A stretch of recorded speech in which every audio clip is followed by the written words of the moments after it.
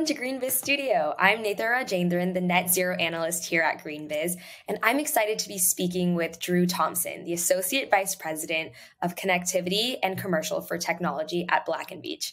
Hi, Drew. Hi, I'm excited to be here. Thank you. Yeah, we're just going to go ahead and jump into the questions. But, what are clients currently implementing towards their sustainability goals from the people that you've worked with so far at Black & Veatch?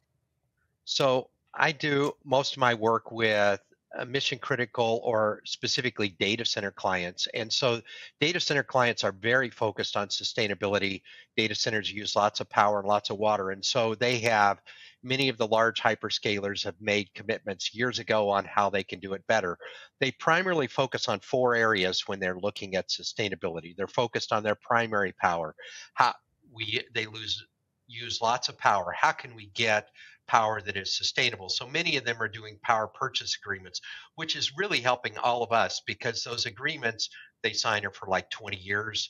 And so they're buying the output, which allows the developers to be able to go to the bank and say, hey, I've got someone who's going to buy the output for 20 years. So it's a real win-win for all of us in doing that. Their secondary area they are looking at is backup power.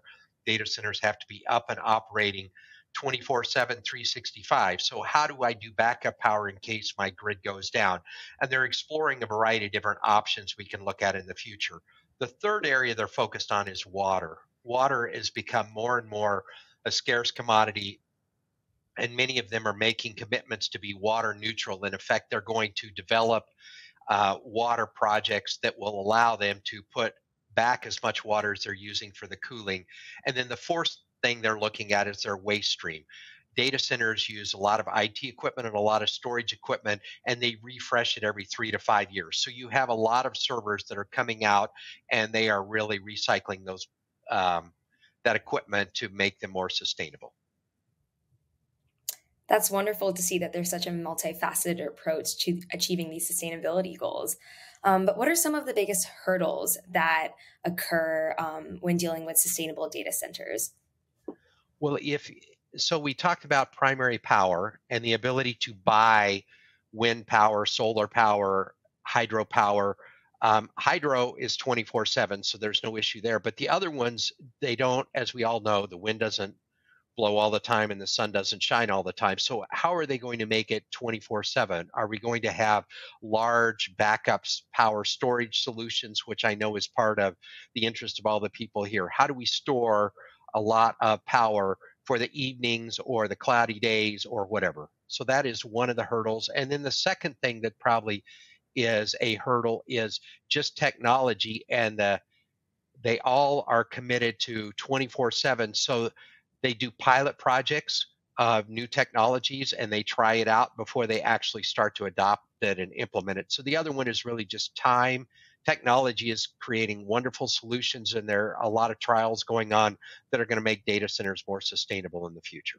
Great. And on that note, how can owners modernize existing data centers to become more sustainable? That's a really good question because so many of the data centers have been constructed in the last 3 to 5 years, but there are a lot of companies that have their old traditional data center that they may have had for 20 or 30 years. So it's like a house that's 75 years old in the fact that, hey, changing out the electrical equipment, which is more efficient, would make it more sustainable.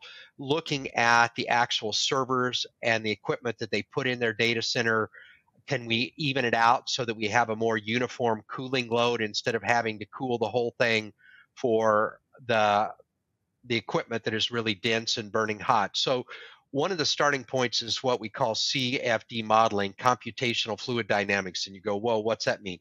Really, it is measuring airflow. And so we create a digital twin of the equipment and how much it would run, and then help them try and move pieces of equipment to make their data center more efficient. And so you kind of eliminate the hot spots. Does that make sense? Absolutely. And for those looking to implement solutions on a more near-term basis, what solutions exist out there that would satisfy that short-term need to achieve sustainability? So we have a lot of things that are coming in new technologies as well as looking at their existing data center. Can we make the building more efficient? Can we make the equipment for the building more efficient? Can we even out the load itself? But some other things that are coming are new technologies, like instead of trying to cool the old data center, if you look at movies, whenever someone old time, or if you went in a data center 15 years ago, you would go in and you would be wearing a sweatshirt or a jacket because they would be keeping it at 60 degrees. One of the key things that's changing over time is that the actual IT equipment that's being designed today can operate in higher temperatures. And so that makes them more sustainable just by the whole nature of, instead of wanting to keep your house at 70 degrees in the summer, if you could keep your house at 80 degrees and be just as comfortable, or be able to do it even at 85, then that starts to reduce your energy that you need to cool the space. And so that is one of the things that many of the data center operators are looking at, and the hyperscalers are looking at. I think that Meta just came out and they said they're going to increase the temperature in their data centers in the near term between 80 something, and it may be up as 90 degrees. We'd have to check it out, but that is starting to get very hot. So the other thing that we look at when we look at how to make them source more sustainable is there is a ratio called a PUE, power utilization efficiency. And basically, that's a simple equation. How much power does the building use overall for everything, the building and the IT equipment, divided by how much of the power is going to the IT equipment? So the closer you get to 1.00, 1.00 would be the only power you have is in to operate the IT equipment. But instead of doing that, you would um, you are reducing the power that is being used to cool the building. It's very interesting to see how some of these seemingly small solutions can make a really big impact in data centers, such as what you mentioned about the heating. Very interesting to see your take on this.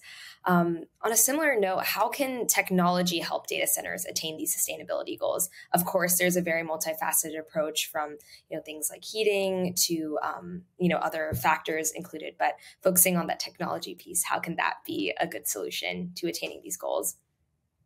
So that I'll go back to the CFD modeling, which I think is technology, one utilization of technology. It's really creating a digital twin of, okay, I've got a data center, I've got all this equipment, it operates.